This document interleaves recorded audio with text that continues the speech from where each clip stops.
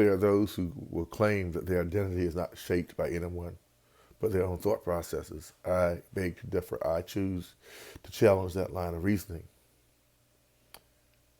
I firmly believe that our identity is either continually defined by others, by completely uncontrollable circumstances, or ourself.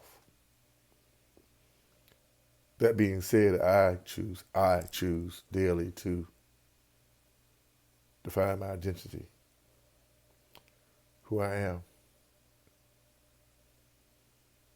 When I first recorded Preconditioned to Fail, I didn't realize I hadn't arrived at that space yet, which I just spoke of. There are some of you out there watching this video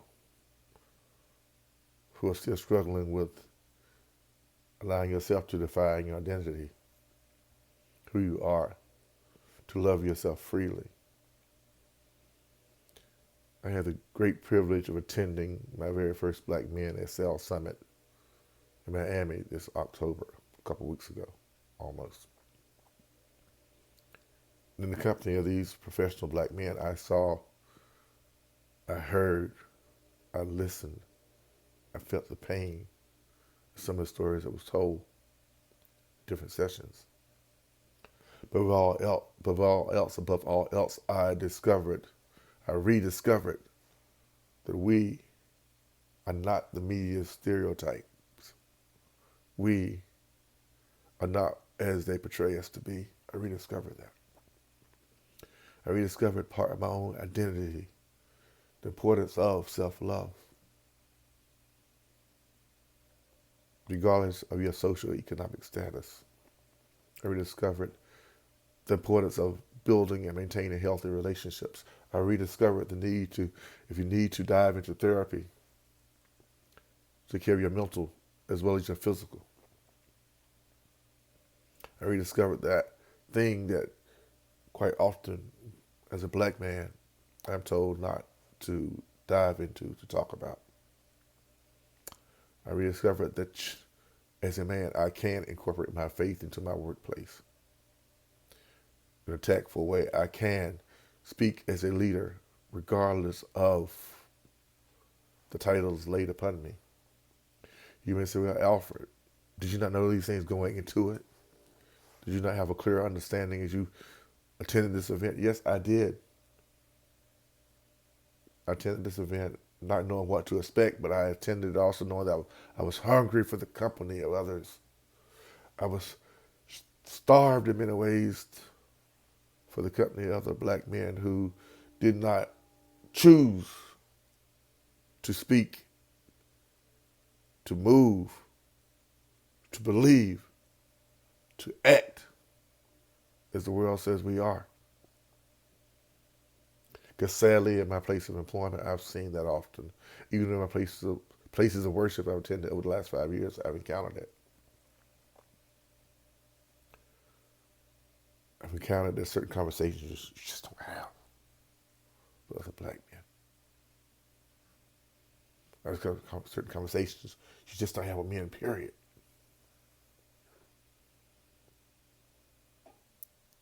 Which causes many of us to suffer in silence.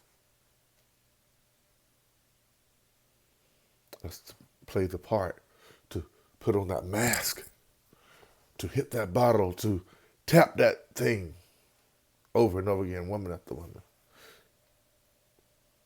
To be in healthy relationships and dress them up as being healthy.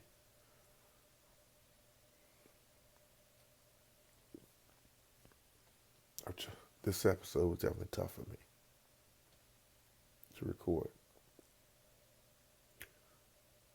It may not even make it to the actual podcast site outside of YouTube. If it doesn't in that context, so be it. Because at this event, I was encouraged to harness the power of YouTube, to put a face behind the story. The first time I dove into YouTube and told some of this I'm sharing with you now, I went back and deleted it. You see behind me that banner, life more important.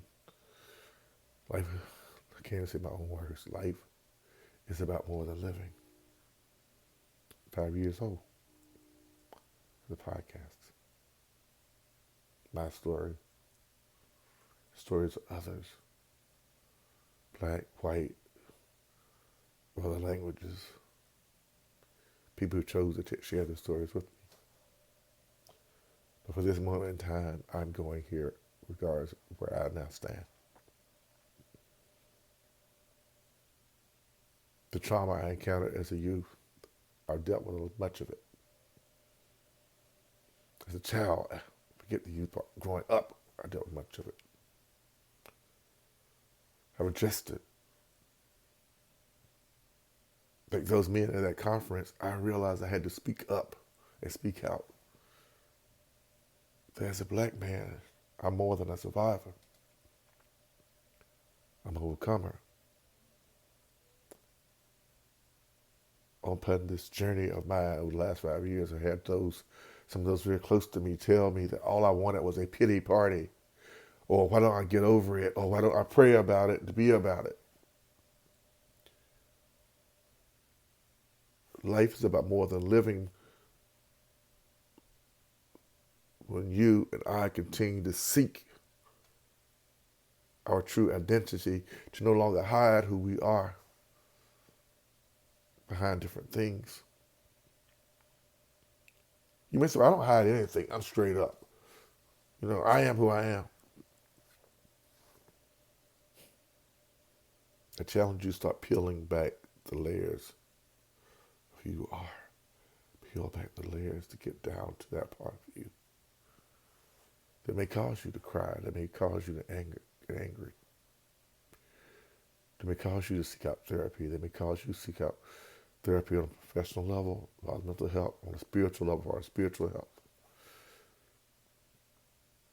Because even in the healthiest of families, in the healthiest of relationships, in the healthiest workplace environments, we all are only as great as we are to our true selves. We all are only the product of our own personal self-development, our choosing to face not only the good things in our life, but also the dark things of our life. To live out your life, to make it truly about more than living. In the bottom text, it says connecting our stories. This podcast, they realized it was really about connecting our stories.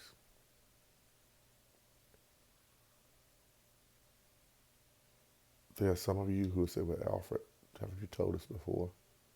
Yeah, I did, as I said in the beginning. And I'll tell it again and again and again and again, my story to different audiences, virtually or in person. So I believe until I'm speaking specifically to we as men, black men, choose to peel back the layers to really examine our why we get up in the morning, why we move throughout the day, why we speak as we speak, to pause for a moment, to breathe for a second, to take time to reflect.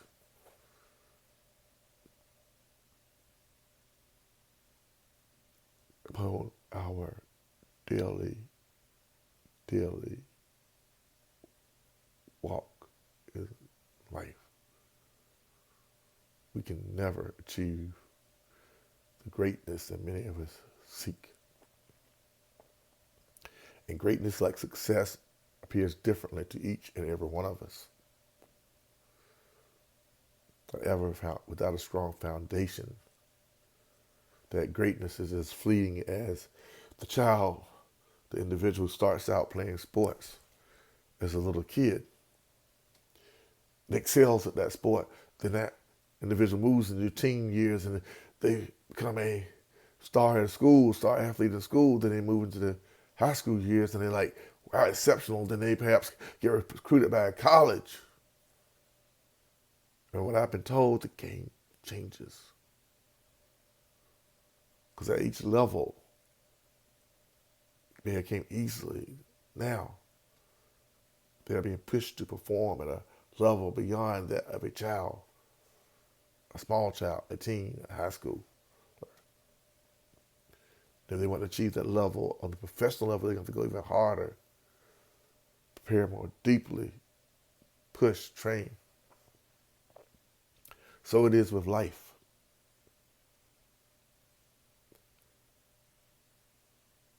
If I had lived out the things that were spoken over me, the darker side of my childhood, growing up in the home that I did, then I would not be here today sharing this with you. About the need to not become who you were conditioned to be, or who you are daily conditioned to be, to start defining and redefining your identity each and every single day. Because in hindsight, when you really think about life, we all come into this world on the same level playing field.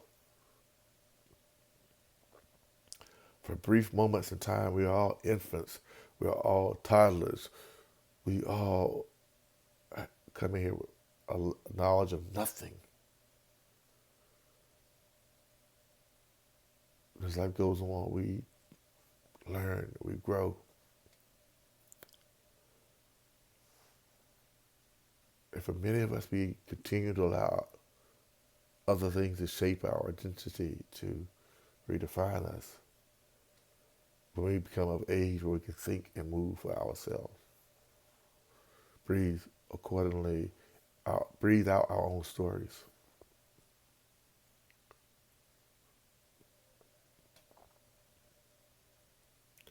Much the same as 5 years ago when I first recorded Preconditioned to Fail. It was more of a healing story for me, a releasing, a confronting of traumatic events, a celebratory podcast in the sense I can look back on life and celebrate the years when I was married, the good parts of those years, better parts of the 21 years, to realize I can celebrate watching my sons go from being infants to well-rounded, fully functioning adults who face their own challenges in life head on. And sadly, for a part of those years that followed the divorce, I was not the dad that they knew. I did not show up. I did wallow in areas of self-pity. I did everything I could to find pleasure on almost at every level, not as doing drugs. I masked my pain because I had been told that no matter how good I was, I will eventually fail.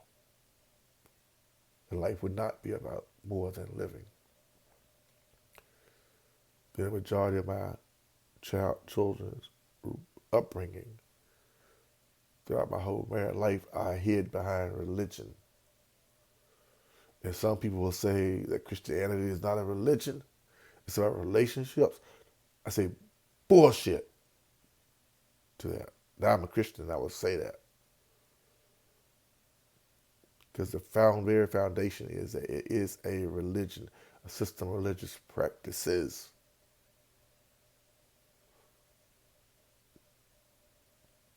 However, on the other side,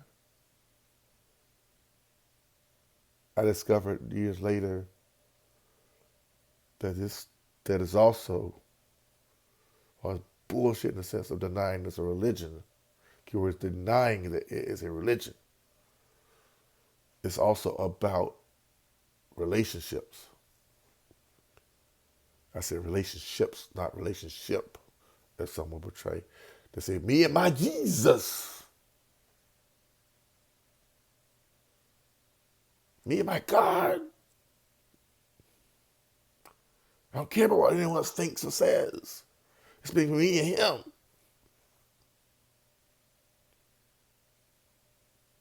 Just one of another faith, such as of the Islam faith, a Muslim speaks of God as Allah. Then we need to convert those folks.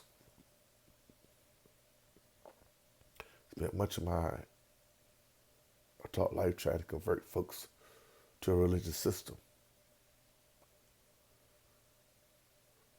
that said, my God was named Jehovah.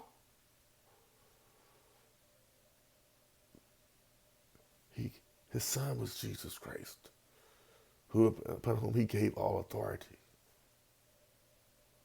And there was no one else but the true God.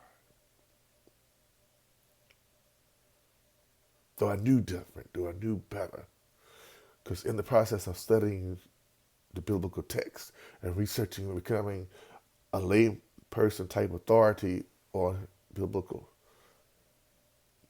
traditions, teachings, biblical history, all I really was doing was wearing a mask to help cover my identity.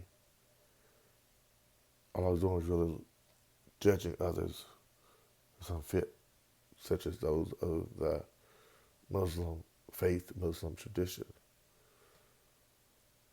And now, you say, well, Alfred, you just spoke contradictory in your language. I'm not speaking contradictory. I'm simply acknowledging that Christianity is a religion. But it's practiced in different ways, as much as Islam is a religion practiced in many different ways, such as Judaism is a religion practiced in many different ways. All of them at the core, though, from my studies,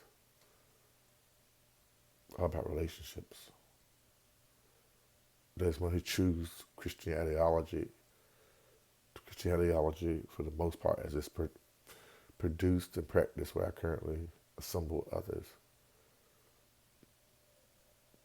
I see that it's about relationships in my mind, not just linear, individual in God, but it's circular in context. When it reaches others, it goes out to others as building a healthy relationship with like people, like-minded faith, in the sense that you can have conversations, you can have dialogue. You can choose to even perhaps get, as the ancient writer Paul did, into heavy debates about ideology, but at the end of the day, ideologists and ideology. That's all it is, your opinion, my opinion, what we think, we believe in the same God that we as Christians acknowledge as Jesus Christ incarnate. We use the word God, regardless of some preachers out here that want to say, well, I serve the God with a big G. The original language of God was in Aramaic. When Jesus walked, Jesus, I believe in, walked the earth. The four Gospels born into Judaism. Aramaic, according to many historians, was the language in ancient Jerusalem, even in Israel at that time. The word Allah was also used, which simply means God. That's all that means, God. It's not something unique. It's Almighty. You can put the word Almighty in front of it. It means God, Creator. Basic terms. So in my period of being judgmental, as others are, especially in modern day Christianity, they say they're not judgmental, but they are. Because if you're not converting and getting saved, then you're not really serving God. And many fail to realize that they have been preconditioned to fail in their worship life, their spirituality. Or maybe they just put blinders on so they won't see it. Because in the biblical context, The world's major religions all attribute their foundation to one individual, Abraham, the first, who's talked about the first 5 books of the Pentateuch: Genesis, Exodus, Leviticus, Numbers, and Deuteronomy.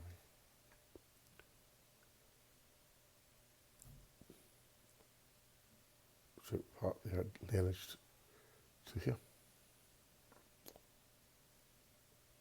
Abraham. Whether you have the Jewish faith, the Christian faith, Islam faith. We said, Alfred, why did you go there? Because within those dominant religions of the world,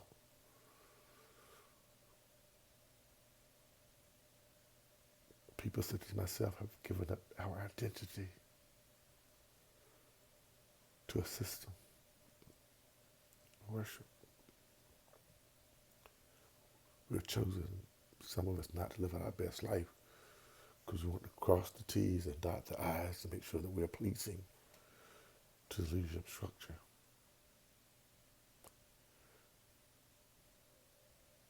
Preconditioned to fail, I was. Because I went from a place at home where the controlling elements, emotionally and mentally, are very abusive, but very controlling because it is very controlling, but yet produced a lot of good things, such as learning how to care for others, to be empathetic for others, to give to others, to be a resource. Without having any flexibility within it. Here's where, Alfred, you're still speaking contradictory. No, I'm not. It's just abuse is love different. They teach love different. They don't always see it as being such. They don't see it as being manipulative. That's why I go back to the religious aspect of it. Love, unless it's given freely, it's not love at all. It's quite often abusive and domineering and dominating.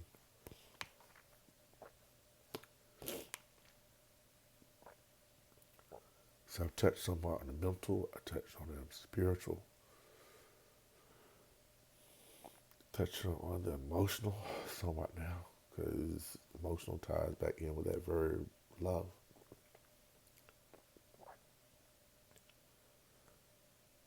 I was in a good space relationally, I would say 5 years ago,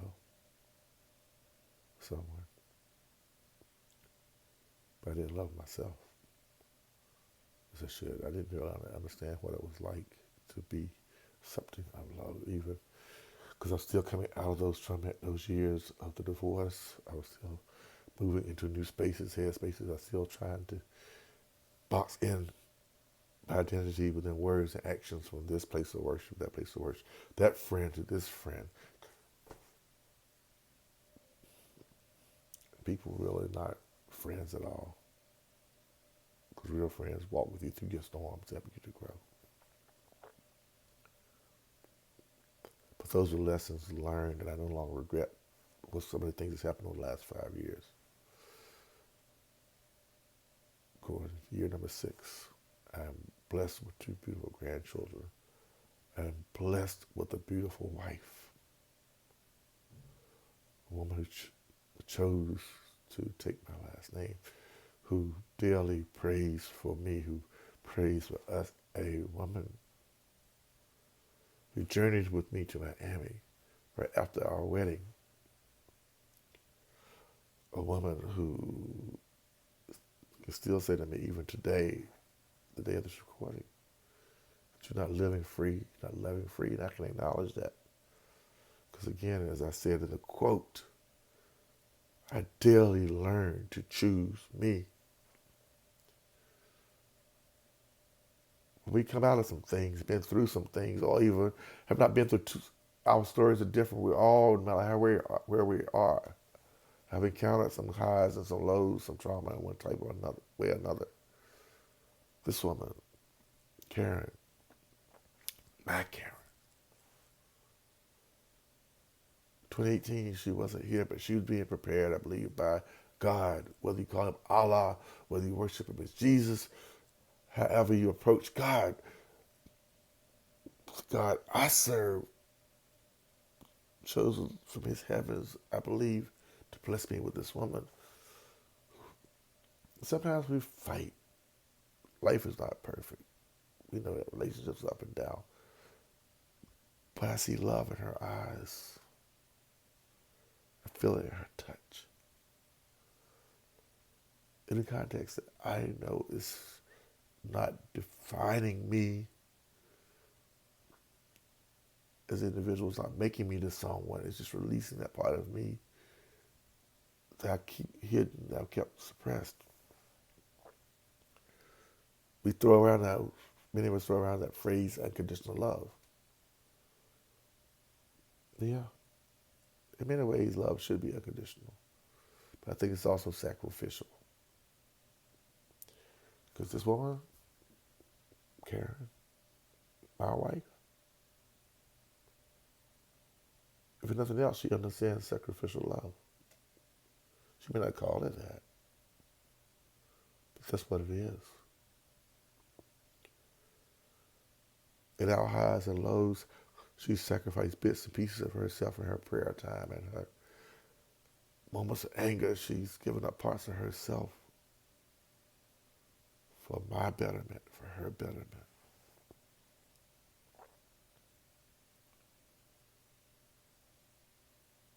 And I've chosen to come over here and be transparent as possible and revisit this preconditioned to fail episode to talk about some things I probably would not talked about 5 years ago to the level I did. Because I know that I'm in a place of love. Our wedding was not just a wedding, it was a celebration of love. The blessings flowed from the day we hit the hotel for the wedding. Blessings flowed over and over and over again. And when others may have been resting the day of the wedding, she was up praying with her sisterhood at 6:30 in the morning in the cold on the beach. She was up making a sacrifice. Not only on our behalf, on behalf of others. She was living out this slogan, life is about more than living. There's no way I could do this episode without talking about her.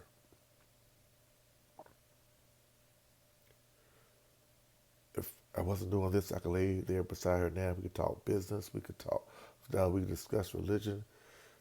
But it's one of the things she's like saying, and I don't think she believes I hear her often.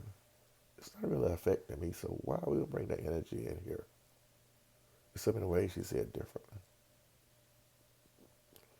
Because she realizes that in connecting our stories, we're going to carry everybody's trauma, everybody's pain. We can connect the dots, love and let go, discuss and heal, move forward. To live out life is about more than living.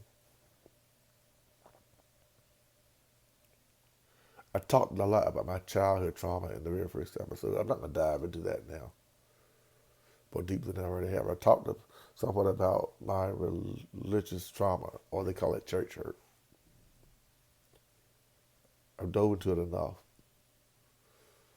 The things I've said about relationships, definitions of relationships when it comes to spirituality and the Christian dynamic, I stand by those things. Because I, for one, firmly believe that when all is said and all is done, how we believe, what we speak on is up to us as individuals. If we can have good conversations, let's have the conversations. It's hard to talk about diversity and inclusiveness at a more level playing field without being open to accept the strongest of differences. Right now in the Middle East, there's a war happening by blood relatives. This got the world's attention focused on it. The eyes of the world are focused on Israel and Palestine.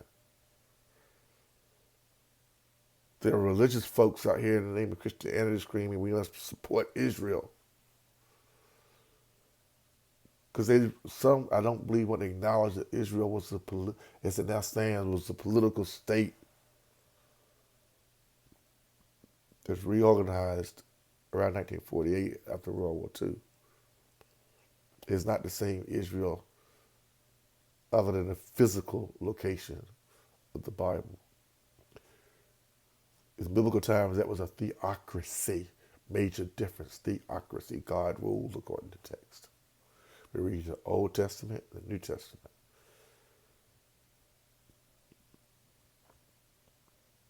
And biblically speaking, even Jesus Christ himself, and somebody said, well, you be anti-Semitic. No, I'm not. Because if you really understood the word Semitic, then you realize that the Palestinians are also Semitic.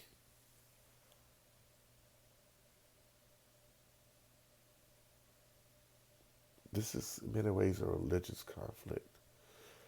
In some ways political, because people fighting over strips of land. Families are being displaced. Children, innocents, are dying. More infections over strips of land.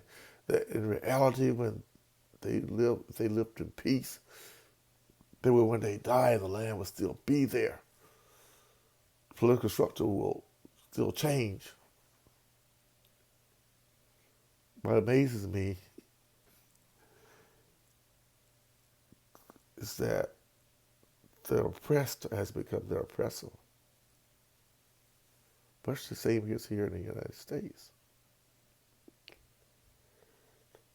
The very principles this country was founded upon, the very founding fathers of this nation left Europe to, in many ways, to escape different types of oppression. Religious types, political types, different types of oppression to become their oppressor. With the slave trade,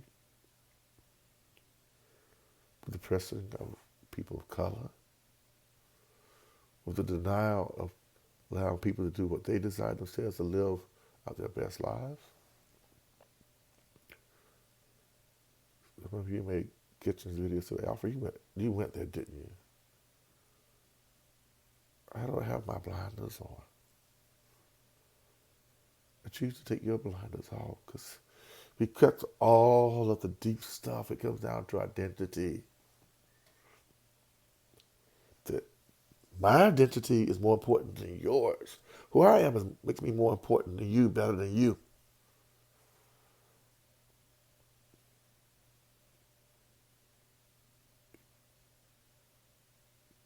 In all types of faith, there's a common thread I've discovered, whether it's the world's major three or Eastern philosophies, things that I've discovered through my life learning is that love is the core. Love your neighbor as yourself. It's not just unique to Christianity, but Jesus Christ spoke it. I believe it. He spoke it. To love your neighbor as yourself.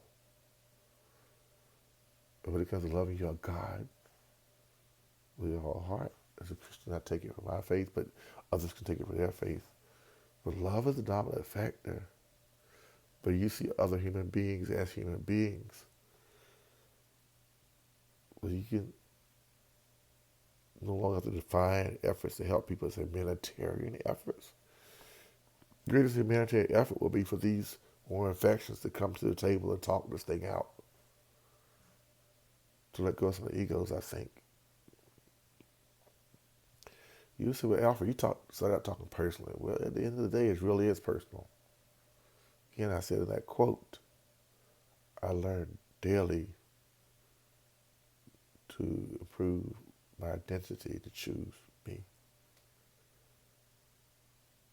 For me, regardless of those warring over there, or we struggle here in America with racial issues and the racial climate we're in now, the political climate we're in now, but we choose to love not only ourselves, but to love others as ourselves, to try to find some common ground without killing, stalking the fires of hate and divisiveness, then we can live out. Life is about more than living. When you say with Alfred, you start out talking about black men. Black men are exclusive. Well, black men, for the most part, have been marginalized for the better part of the 400-some years in this country. As a black man, even now they struggle to erase my identity, my history. I said they, certain powers that be, not all, but some. Much the same as somewhat to erase the identity of the folks over there, the warring factions over there, Israel and Palestine, right now. Other parts of the world as well that I've seen articles of atrocities happening in Africa that no one chooses to speak about. We have the beautiful thing called the internet and Google. We have this beautiful thing that allows us to search out things around the world. Conflicts are conflicts. War is war. Hate is hate. Whether it's police brutality and it's war here in America in a different context, war is still war. But at the end of it, in the midst of it, to find who you are and how you can make life better for yourself, for someone else, I believe is very important. Preconditioned to fail.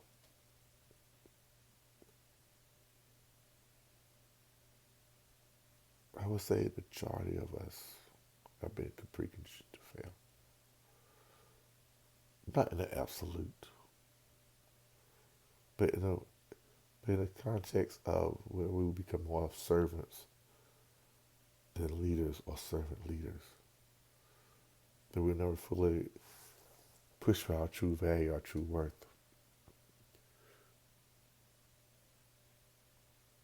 Identify what the best of we could be.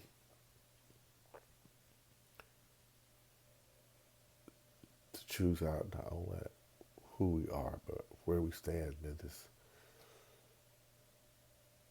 global platform of life. 6 billion people or more. 7 billion, I don't know exact numbers anymore. Possible numbers. Yeah, I went there in a lot of different areas because 5 years ago some of these things weren't happening. Yet some of these things have been happening for 400 years.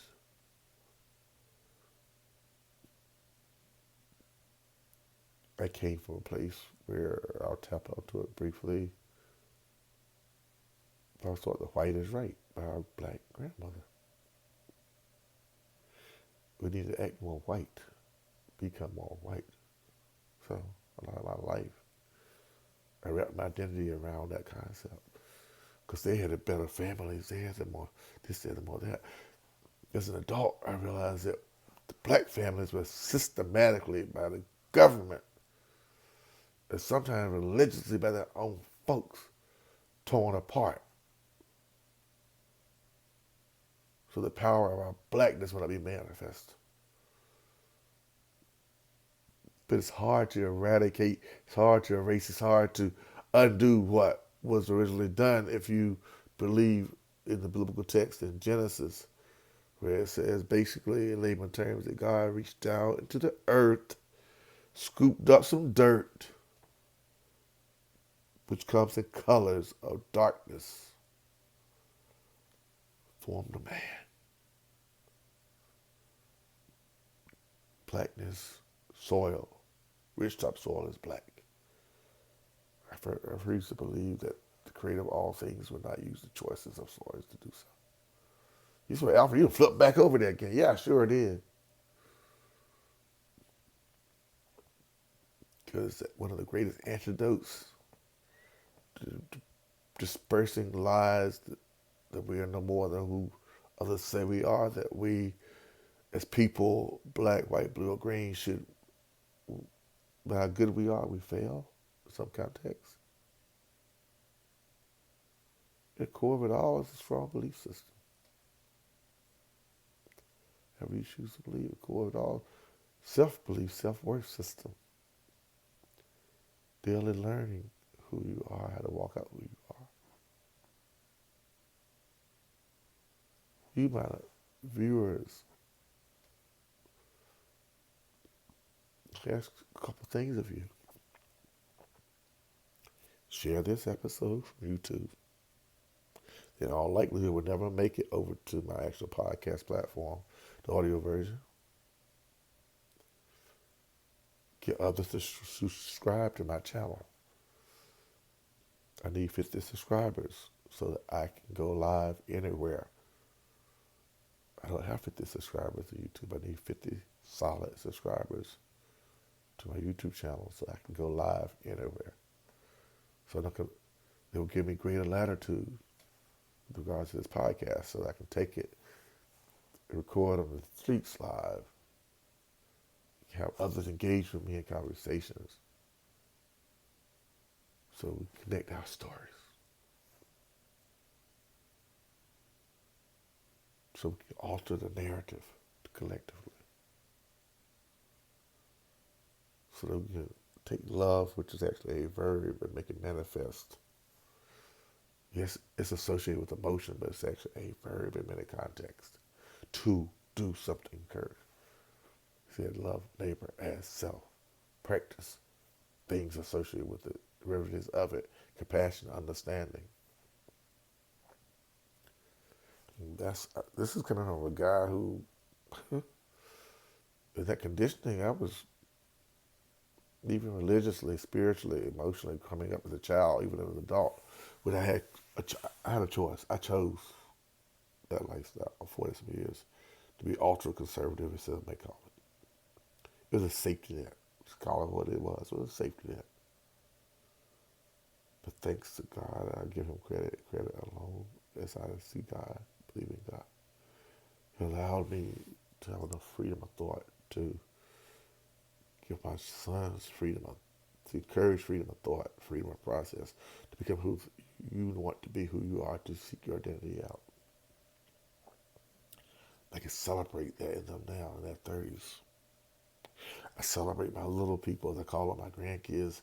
They're different personality quirks, 3 and 6 years old, how they move. And my hope, one of my greatest prayers is that I live long to see them move into teen years and adult years. To walk with them and share with them, and hopefully some ways to mold them. Well, I may make them in a mold, but take and guide them, have them hear my voice, hear their voice, share their stories. Thanks to this beautiful woman I'm married to, Karen, I've inherited a whole slew of little people who I can impact and talk to at different times, as well as engage with our adult children. I've been blessed to address a lot of the negatives I talked about in this podcast episode that would have made me my grandmother's son. I would have failed. I would not have lived to this point. My mom didn't get to past 50-something. She tasted the good life and she knew it for a little while. I'm living in my greatest time period 5 years later. I had no idea I would make it here to 5 years with this podcast. I'm a big dreamer. I'm a big schemer, and I scheme, I plan yet. Until I really came in touch with who I really was, I still hitting the missing target more than hitting it. But I've been blessed to have this woman in my life. You can say, well, Alfred, you going back to her like she's your savior. No, she's not my savior. If anything, put it is over, we'll probably have a heated debate over something. Now, me and her said, we're not revisiting that stuff no more. We already talked about it. So let's, better move on. I encourage you, my viewers, my listeners, to form some type of partnership with someone if you don't have one already. Dive into that relationship, whether you do it through a worship setting, spiritual setting, however you do it. I've been blessed to have at this place of worship I'm attending now, the friendship of a guy named Victor. I could call Victor anytime, leave a message, text, and he would show up. One of the greatest takeaways of Black Men Excel, the Black Men Excel Summit I attended, for me was the brotherhood there, the leveling of the playing field there. I mean, we're not only there to seek, whether someone's forced to come by their businesses, I don't know. I paid for it out of pocket. I was hungry for it. I wanted to know what it was all about. I saw what was on the program. I needed some of this. I needed some of that thing dealing with mental health. I needed some of that thing dealing with faith. I needed some of that dealing with social media and how to build your brand. I needed some of that. I needed the camaraderie. And I was blessed to have my wife there with me. So people say, if you're blessed, you give an opportunity to get it right a second time, you need to do it. Do it. I've been blessed to get married again to a woman who lives a limitless life. I've watched her go from our wedding to traveling with me to working day after day to get ready to travel again.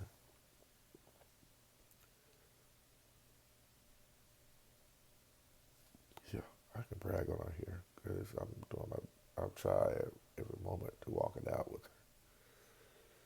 They're not always easiest, but now we've changed our status. And someone said, what's the difference? The biggest difference is one of the words that she loves using in spiritual reign, covenant. We're in a covenant, a contract, a bond, a binding. But I think for me, it's more of a binding with spiritual, emotional, and mental. That allows me to come here 5 years later and revisit PTF. Because 5 years ago, I wasn't in this space. I thought I was. I arrived. 5 years later, others do not define my identity as much as I define my identity. Being in a company of almost 700 men of color, black men, was I engaged with on a personal level, really touched me to the heart, which is one of the reasons I'm doing this video. I shout out those individuals. I'm going to have to do a snippet of it, but it's all over though, for Instagram and LinkedIn. So I can give credit to some of those who have encouraged me to do it on this platform. But the retelling of the story doesn't matter how you were conditioned, the mentality, what environment you came from. What matters is where you're at now. Your willingness to be transparent, your willingness to be vulnerable. What matters now is your willingness to not only love, but to allow yourself to be loved. What matters now is that you allow yourself to speak your truth. Your truth. To live your best life. But to make your life about more than just living. What matters now is to connect your story to the stories of others. It is, as one poet said, that no man is an island. What's happening in the Middle East, what's happening in America, the conflicts we encounter, the challenges we face individually on every different level. All these things, I believe, can be addressed on a personal level. First of all, when we start becoming more proactive in managing our spiritual health, our emotional health, our mental health, and our physical health. Management. Be consistent in our management. Those areas and that management strengthen our relationships. So when we talk about relationship in a spiritual sense, in a Christian sense, it's not just linear, as someone want to say. When they want to say it's not about religion, but it's communal, and it's also personal. Could you allow yourself the freedom to adapt, to identify, to redefine your own identity, which is the greatest threat to any conditioning of failure. Be your best advocate. Live your best life. I ask you one more time, if this podcast has hit you home, hit you to the heart, to share it, to subscribe to it, or YouTube, subscribe to my YouTube channel. Just get that number. I need up to 50 so I can go live and over I can engage with you directly. Also check out the podcast replays on the audio platform on Podbean or iHeartRadio or wherever you listen to podcasts. Try to find it there.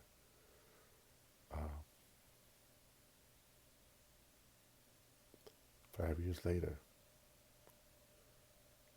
still standing.